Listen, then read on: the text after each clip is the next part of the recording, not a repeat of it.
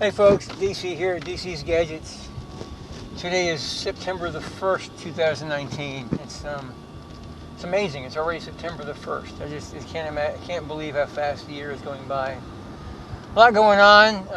Unless you live under a rock, you should know that the state of Florida is looking at this big thunderstorm coming in sometime this week. I think it's a hurricane. Hurricane Dorian. We'll talk about that a little bit. Talk about some life frustration. Talk about Queens. So first thing, we're going to talk about Queens. So last week, I didn't really need to do a whole lot because I've got all my mating nukes had Queens in them, and it had a lot going on. I wasn't going to put together more mating nukes, so I just wanted to do a small number of grafts just to stay in practice and just in case I needed some. So I did some of the club yard. I just had a wild hair. I went out to cut out, took out a box of bees. It was just bees from a cutout, from a trap out actually. They weren't specifically nurse bees, or they were just bees. I had no idea what they were. There was no brood in the box. But I took a box of bees home, threw them in the yard. Originally I was going to set up some mating nukes, but I just really didn't have the umption to do it. You know, it's just one of those things. I didn't have enough virgin queens to put together a bunch of mating boxes anyway. So instead I threw a frame of grafts in there, threw 8 grafts in there. They actually made 2 queens. So that worked out okay. And then I gave them a virgin yesterday and took the cap cells out. And then in my backyard, I really didn't feel like setting up a whole cell builder either, so I decided to try the Miller method again. We tried that a month or so back, and you just take some brood frames and cut across the bottom. So you cut the bottom of the cells open and let the bees make queens out of them. My first attempt at that just totally bombed. But this last one actually worked, and watch the video. Here it is. Hey folks, it's DC here from DC's Gadgets. Today is the 31st of August, 2019. Getting ready for hurricane, but I want to show you this first. We'll do another video later. I did another run of the Miller method last week, where you put in a frame of larvae with the ends cut off the bottom, in a queenless colony. And this is what they did for me. I stuck in one frame, had a bunch of eggs and larvae. I just cut the bottom off of 3 spaces. And it's been a week today, and this is what they did. So it actually does work. I don't know what went wrong the first time.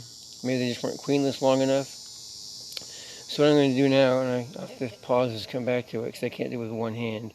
I've got my little pill case here with holes drilled in it. So I'm going to take my knife and very carefully cut these out. I probably won't get both of them. I'll get one of them. I've actually got one more than I have room for, so I'm going to try to take one of them and salvage it and stick it in a roller cage. Maybe this one or this one go in a roller cage. The rest of them I'll cut off and I'll stick in these little slots and put the whole thing in the incubator, and then Thursday, Friday we'll look for queens. So of the 2 that were side by side, I really didn't expect to get both of them, so I just cut down the middle and kept one. She's right there. This one here might not make it. I kind of tore open the back of the cell, pinched it closed with my fingers. We'll see what happens. So I got 3 I put in roller cages, 5 in the little pill case. Stick them all in the incubator, and we'll check in on them Wednesday and Thursday, see what we got. Okay, so that was the video on making the Miller method queens, which I was surprised actually worked quite well. So I've actually got a bunch of queens now in the incubator. I've got like 10, I think, 10 cap cells, which will come out this week. So on to other things. Quick update on my wife's status.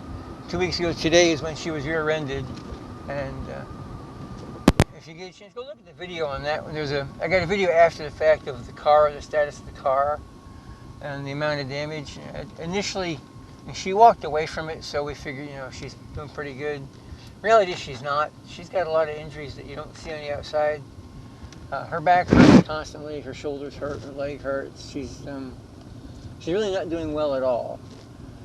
I had a full body MRI Thursday or Friday, full body MRI, and doctor's gonna look at that Tuesday or Wednesday, and we'll figure something out.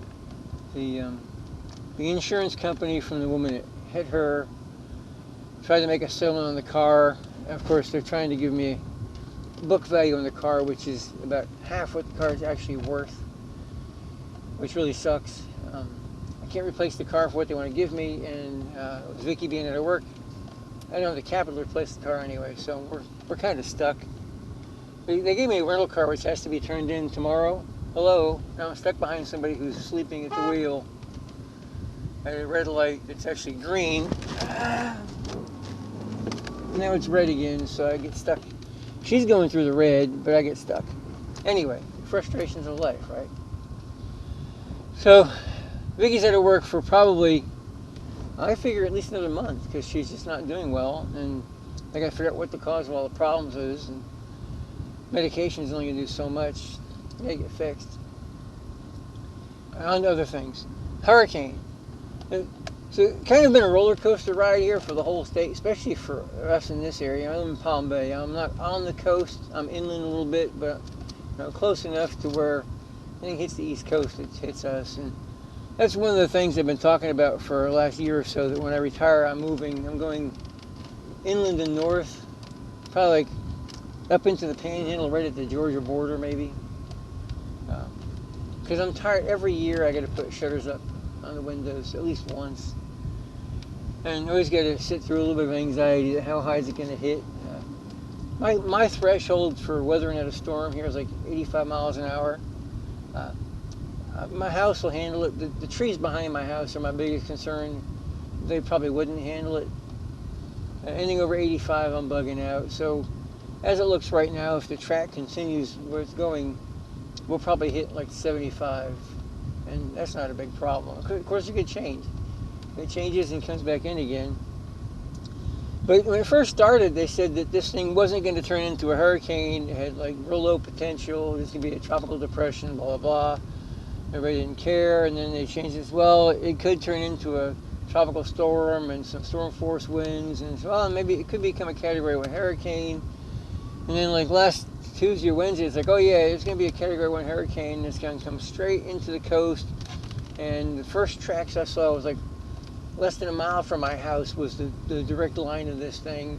And they're talking about hitting the state with 115 mile an hour winds. So I mean, that's obviously above my 85 mile an hour threshold.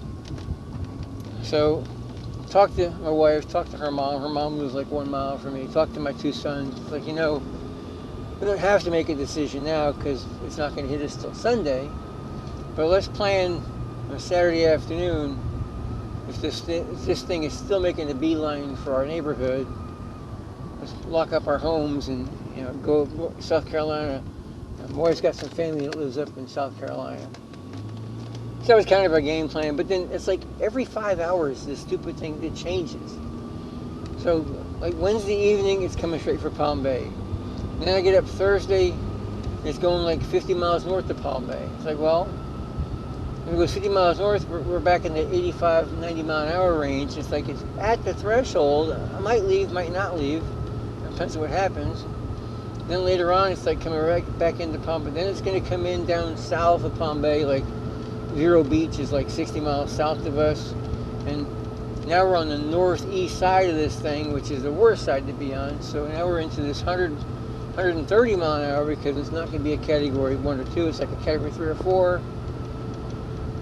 So then, that's Friday, and then Friday evening they change it again, and so it's been a roller coaster.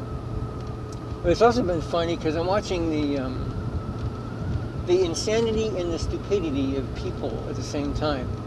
As I started hoarding, it started Wednesday, all the local grocery stores and convenience stores and your major Walmart and Home Depot and Lowe's. People started going nuts buying generators and gas cans and water and all the other crap. And you got to kind of wonder, I can understand the people that have never gone through hurricanes in this state before, but if you lived in this state for more than a couple of years, you're told constantly. They send stuff home from the schools when the school starts up, and when the school ends, they send little notices home.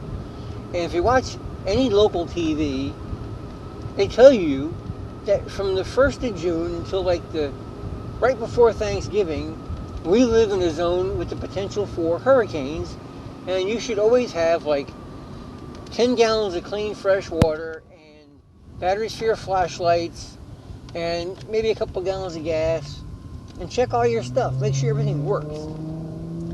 You're told this all the time. So there should not be a reason for 80% of the population to go bonkers and buy up everything on the shelves in Walmart. So it's been kind of funny.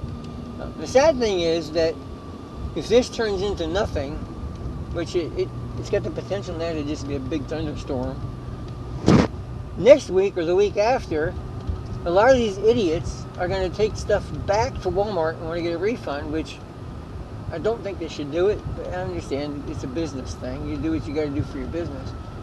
But, storm supplies, if people go nuts and start hoarding storm supplies, it should be you bought it, you got it. There should be no returns. That's my feeling on the thing anyway. I will give some credit to Walmart. I actually had to go to Walmart twice yesterday, just for basic grocery stuff, just because I had to be there, one of those things. And both times that I went, there were a lot of people, and the crowds weren't ridiculous, but there were a lot of people. And although every register wasn't open, the folks at Walmart were doing a really good job of moving traffic through.